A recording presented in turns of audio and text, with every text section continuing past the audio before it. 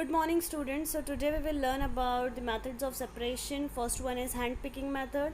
Activity 2 में हमें क्या करना है, तो हमें कुछ जो फूड ग्रेन का पैकेट होता है हमारे घर में उसे लेना है और थोड़े से उसमें से फूड ग्रेन यानी गेहूँ या फिर चावल लेकर एक पेपर के ऊपर स्प्रेड करना है। सो स्प्रेड करने के बाद हमें उसमें कुछ स्टोन्स दिखाई देंगे, हस्क यानी कुछ जो जिसके अंदर हमारा गेहूँ या फिर चावल होता है तो उसका जो कवर होता है उसे हस्क बोलते हैं। कुछ टूटे हुए ग्रेन होंगे, कुछ पार्टिकल्स होंगे या फिर कुछ दूसरे ग्रेन उसमें मिक्स हो गए होंगे। Now remove with your hand. अब हम क्या करेंगे, इन ग्रेन्स को अपने हाथों से उठा के अलग करेंगे, right. So this method is hand picking. जब हम कोई भी चीज़ को अपने हाथों से अलग करते हैं, that method is known as hand picking, which can be used for separating slightly larger sized impurities like the pieces of dirt, stone and husks from wheat, rice और pulses। ये मेथड हमको कब यूज़ होती है, जब हमारे जो impurities है वो कुछ बड़ी है साइज़ में, लाइक गेहूं में अगर स्टोन मिला हुआ होगा तो वो बड़ी होती है साइज़ में, हम उसे हाथों से उठा के अलग कर सकते हैं, तब हमें हैंड पिकिंग मेथड यूज़फुल होता है। The quantity of such impurities is usually not very large in such situation, और बहुत बड़ी भी नहीं होती है जो क्वांटिटी है, इसीलिए हम उसे हैंड पिकिंग मेथड यूज़ करते हैं। We find that hand picking is convenient method of separating substance. हमें पता है कि अगर हमें कोई चावल पकाना है तो हम पहले उसको साफ़ करते हैं, उसको साफ़ करने पे हमें पता चलता है उसमें कुछ पत्थर होते हैं, हस्क होते हैं, तो हम उसे अलग कर देते हैं, और ये मेथड कन्वीनियंट है। हम आराम से कोई भी पत्थर उठा के फेंक सकते हैं, कोई भी उसमें इम्प्योरिटीज़ आ गई है तो उसे अलग कर सकते हैं, तो that method is known as hand picking method. Next is threshing. You must have seen bundles of wheat और paddy stalks lying in fields after harvesting the crop. हमने देखा होगा कि वीट और पैडी के जो स्टॉक्स होते हैं उनको सुखाने के लिए खेतों में रखा जाता है काटने के बाद। सो स्टॉक्स जब सूख जाते हैं अच्छे से, उनको सन में रखा जाता है ताकि वो अच्छे से सूख जाए, तो उनके ग्रेन सेपरेट करने से पहले उन्हें सुखाया जाएगा। उसके बाद each stalk has many grain seeds attached to it, तो हर एक स्टॉक में बहुत सारे ग्रेन्स होते हैं उसके अंदर। Imagine the number of grain seeds and 100 of bundles of stock lying in the field. अगर एक स्टॉक में इतने सारे ग्रेन हैं तो हंड्रेड्स ऑफ स्टॉक्स में कितने सारे ग्रेन होंगे। तो ये फार्मर इन ग्रेन्स को स्टॉक से कैसे अलग करते होंगे। वन मे प्लक मैंगोज़ और गुआवास फ्रॉम द ट्री। हम लोग मैंगोज़ या फिर गुआवास को आराम से ट्री से तोड़ लेते हैं, लेकिन but grain seeds are much smaller than mangoes और गुआवा। जैसे हम लोग ट्री से कोई भी फ्रूट तोड़ सकते हैं, लेकिन हम लोग स्टॉक में से एक एक करके वो ग्रेन्स को नहीं निकाल सकते हैं। सो प्लकिंग दैम, इसीलिए उनको स्टॉक में से एक एक करके निकालना that is impossible. How does one separate grain seeds from the stock. तो ये स्टॉक से ग्रेन सीड्स कैसे सेपरेट किए जाते होंगे। The process that is use to separate grains from stalk etcetera is threshing. In this process the stalks are beaten to free the grain. जिस तरह से ये स्टॉक्स को अलग किया जाता है, स्टॉक में से ग्रेन्स को अलग किया जाता है, वो मेथड को हम थ्रेशिंग मेथड बोलते हैं। इस थ्रेशिंग मेथड में क्या करते हैं, बहुत सारे स्टॉक्स लेंगे एक साथ और उनको ज़ोर ज़ोर से हम उसे पत्थरों पे बीट करेंगे ताकि जो उसके अंदर ग्रेन है वो बाहर निकल सके। Sometime threshing is done with the help of bullocks. Threshing को बुलक के हेल्प से भी किया जाता था, लेकिन अब जैसे कि सब आगे बढ़ चुके हैं, मशीन्स वगैरह आ गई है, तो अब अगर ज़्यादा क्वांटिटी में ग्रेन को थ्रेश करना है तो machines are used for it. Next is winnowing method. Winnowing method में हमें क्या करना है, तो हम एक मिक्सचर लेंगे ड्राई सैंड का, सूखी हुई सैंड का, उसमें थोड़ा सॉ डस्ट यानी जो लकड़ी का डस्ट होता है वो, और ड्राई लीव्स का पाउडर, ये सारा मिक्स कर देंगे। देन इस मिक्सचर को हम लोग एक प्लेट या न्यूज़पेपर पे स्प्रेड कर देंगे और ये मिक्सचर को हम केयरफुली देखेंगे। Can the two different components be made out easily. क्या हम इनमें से चलो सैंड या सॉडस्ट को हम अलग कर सकते हैं। इनके साइज ऑफ पार्टिकल्स अलग अलग है, still we are not able to separate them out. Now take your mixture to an open ground. अपने मिक्सचर को ओपन ग्राउंड में लेकर जाओ और वहाँ पर अपना प्लेट लेके उसे एक स्ट्रेट प्लेटफॉर्म में खड़े हो जाना है।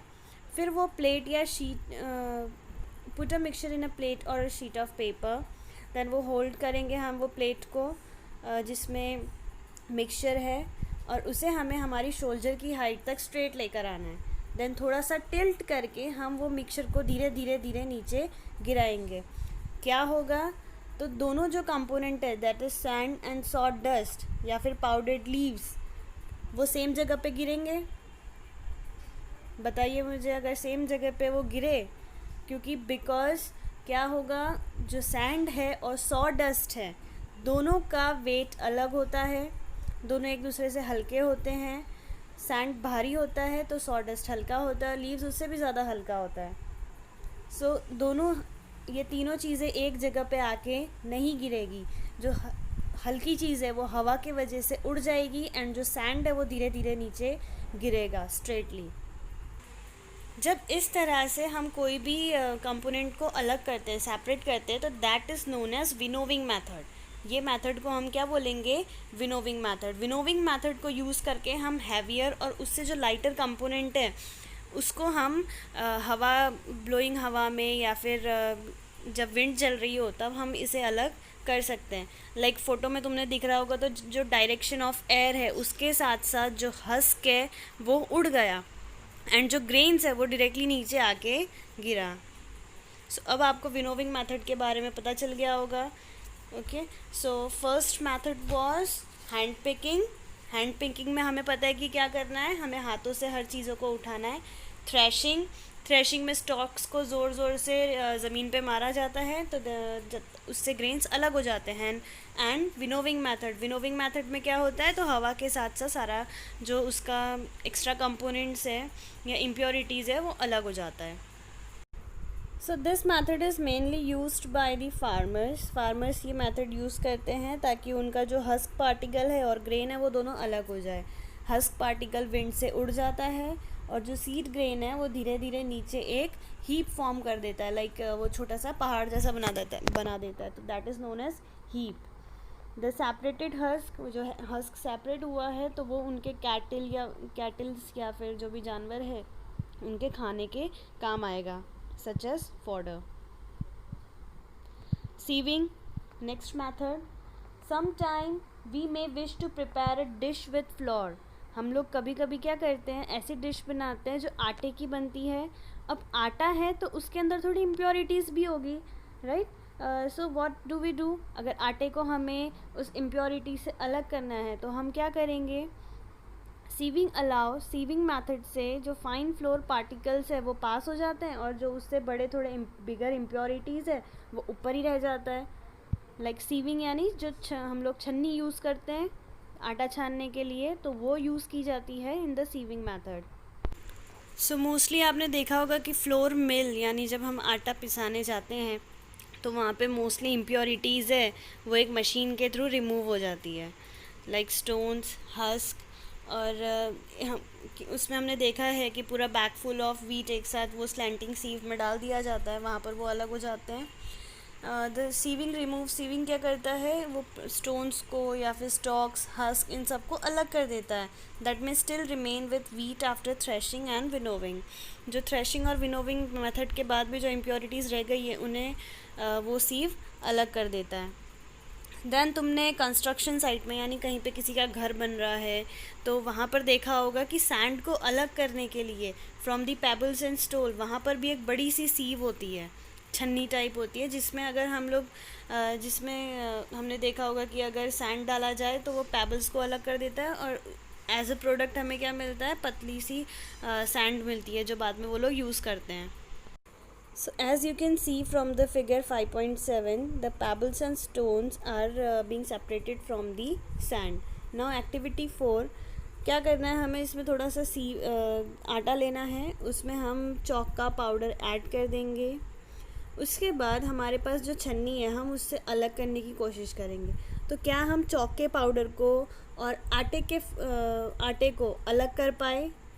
नहीं होगा, बिकॉज दोनों का जो पार्टिकल है वो सेम है, चॉक के पाउडर का एंड आटे का, सो वो अलग नहीं हो पाएगा।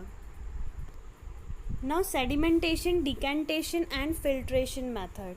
Sometime it may not be possible, कभी कभी ये पॉसिबल नहीं होता है कि हम लोग कोई चीज़ को विनोविंग या हैंड पिकिंग मेथड से अलग करें.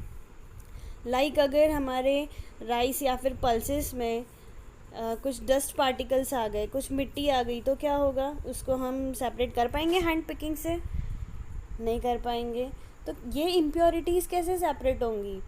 तो राइस और पल्सेस, ये जो राइस और पल्सेस है, इनको यूजुअली वॉश किया जाता है. आपने देखा होगा आपकी मम्मी क्या करती है, चावल पकाने से पहले कोई भी अगर चावल है तो उसे वॉश करेगी, ताकि जो वॉश करने से जो डस्ट पार्टिकल्स हैं वो अलग हो जाएगा और हमारे जो राइस है वो अलग हो जाएगा. दोनों को मिक्स करने के बाद जो डस्ट पार्टिकल्स है वो ऑटोमेटिकली हल्के होते हैं, तो वो अपने आप ही पानी के ऊपर आ जाएंगे और हम वो पानी को फिर गिरा देंगे. तो वो गिराने से क्या होगा, जो डस्ट पार्टिकल है वो वीट से या फिर राइस से अलग हो गए, right. So when the heavier component is mixture settles after water is added to it, the process is called sedimentation. जब कोई भी heavier component का mixture सेटल डाउन हो जाता है, यानी वाटर में नीचे बैठ जाता है, तो वो प्रोसेस को हम क्या बोलते हैं, sedimentation. And when the water is removed, अब वो चीज़ तो नीचे बैठ गई जो हैवियर पार्टिकल है, और लाइटर पार्टिकल ऊपर ही रह जाएगा. उसके बाद जब वो डस्ट को हमने अलग किया फ्रॉम द राइस, अब राइस तो नीचे बैठ गया, डस्ट पार्टिकल ऊपर आ गए, दैट इज़ सेडिमेंटेशन. वो दो लेयर बन जाएगी, एक डस्ट की और एक राइस की. उसके बाद क्या होगा, जब हम वो वाटर को रिमूव करेंगे, तो that process is known as decantation. हमने क्या किया, वो डस्ट वाला जो वाटर है वो अलग कर दिया, तो that process will be called as decantation. Let us find a few other mixtures that can be separated through sedimentation and decantation.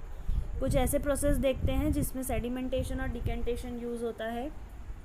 Same principle is used for separating a mixture of two liquids that do not mix with each other. हम लोग ये principal use करेंगे दो liquid के लिए जो एक दूसरे के साथ मिक्स नहीं होते हैं.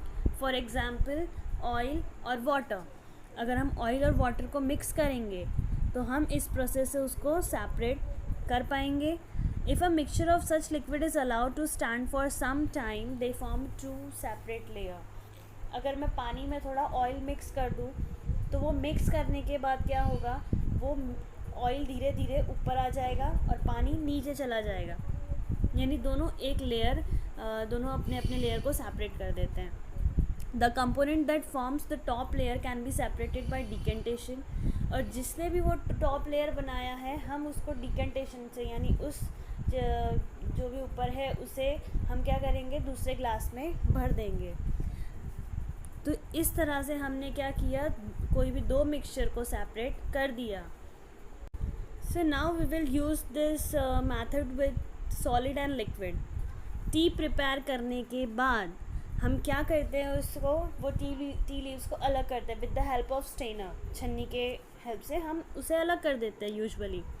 लेकिन अब हम क्या करेंगे, हम डिकेंटेशन का मेथड यूज़ करेंगे. हम बिना स्ट्रेनर को यूज़ किए हमारी जो चाय है उसमें से टी लीव्स को अलग करेंगे. होगा, लेकिन फिर भी थोड़ी बहुत जो टी लीव्स हैं वो चाय में रह जाएगी. उसके बाद हम उसे क्या करेंगे, हम स्ट्रेनर से वो जो बची हुई टी लीव्स है उसे अलग करेंगे. तो that is known as filtration. ये प्रोसेस को हम क्या बोलते हैं, filtration. So which method of separating tea leaves from prepared tea is better, decantation और फिल्ट्रेशन. हमने चाय बनाई, उसके बाद कौन सा मेथड है उसे अलग कर, टी लीव्स अलग करने के लिए बेटर है, डिकेंटेशन है या फिल्ट्रेशन है?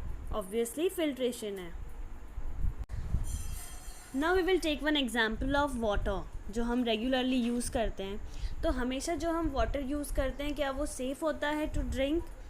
सम टाइम जो वाटर हम सप्लाई हमें मिलता है फ्रॉम दी टैप, कभी कभी वो मिट्टी वाला भी हो सकता है. कभी हम जो पॉन्ड या रिवर से वाटर लेकर आते हैं दैट इज़ ऑल्सो मडी, क्योंकि जब स्पेशली ड्यूरिंग द रेन की वजह से मिक्स पानी और मड दोनों मिक्स हो जाता है, तो उसके वजह से पानी गंदा भी हो सकता है. तो लेट अस अब नेक्स्ट टाइम हम ये देखेंगे कि उनको अलग करने के लिए, जो पानी में गंदगी है उसे अलग करने के लिए कौन सी मेथड यूज़ होती है.